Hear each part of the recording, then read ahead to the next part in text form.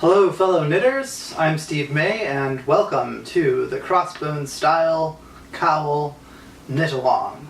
Crossbones Style is an easy and engaging project that produces a highly versatile, 3-season, best friend accessory.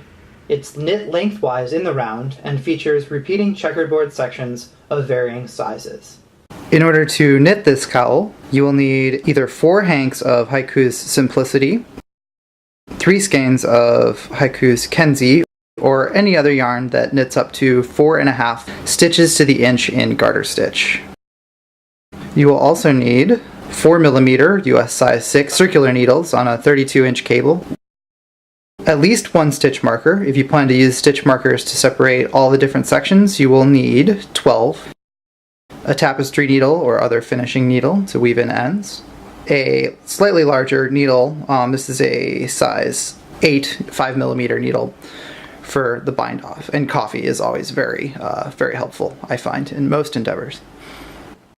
Blocking supplies are any kind of T-pin or other sturdy pin, some sort of blocking mat, and I use blocking wires as well, and I recommend that you get your hands on some. They're one of the most useful tools for blocking and finishing, so those are your supplies for blocking. Before we jump into the nitty-gritty, I want to talk a second about how this knit-along is going to work. For week 1, we are going to cast on, we're going to knit the border, and we're going to start working the chart repeats. We'll get about halfway through in week 1. So in week 2, we're going to finish the chart, finish the top border, the upper border, and bind off, and weave in all ends. Then in week 3, we'll block the finished piece, cut the loose threads, and we're going to document your work. Additionally, I would like to invite all of you, and this is not required by any means, but I'm going to be doing a tangent project. And in the Ravelry forums, I will have a thread for tangent projects. A tangent project is just literally anything else that is not knitting that you are working on during a knitting project. So without any further lollygagging, let's cast on. The way I cast on here is I use a technique that I borrowed from TechKnitting's website, so you can go to techknitting.com and find it. There is one. I believe it's called the jobless join for working in the round. And the first stitch to cast on is just a simple loop.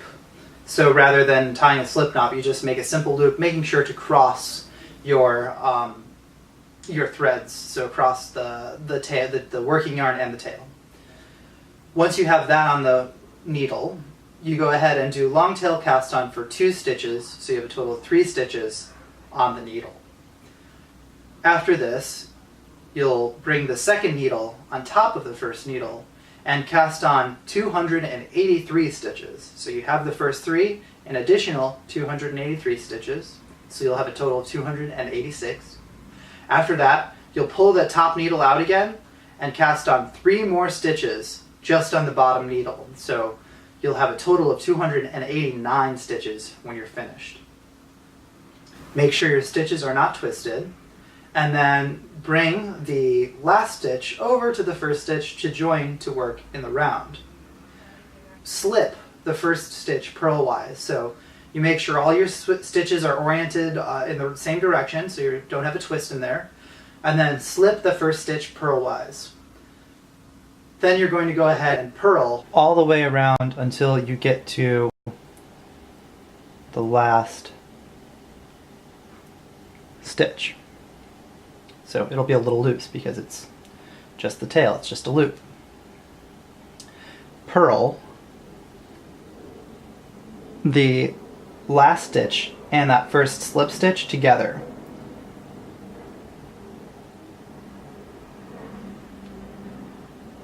So purling those 2 together. Pull that tail a little bit snug there, so you're good there. And then we're going to slip the next stitch, so that's the second stitch that you cast on, and then put your stitch marker, place your stitch marker, and that is where your round is going to begin.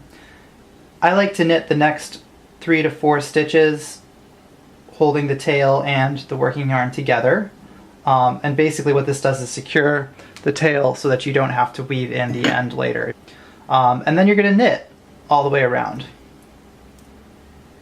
And that will create one garter ridge.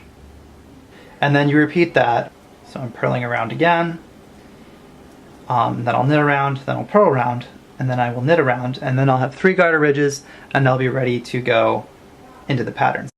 This is what the chart looks like in a finished knit piece. So you have the first 4 knit stitches, 4 purl stitches, 4 knit, 4 purl, 4 knit, 4 purl for 24 stitches, and that's where you would place a marker.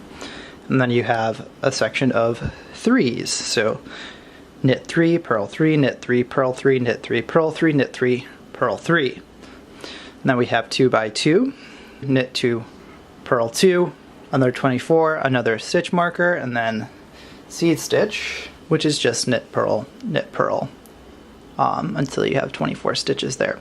Then it goes back into knit 2, purl 2, knit 3, purl 3, and then once you get back to knit 4, purl 4, so that's halfway. So then this is starting the chart a second time, and upon completion of that, it's 288 stitches, 12 sections of 24 stitches.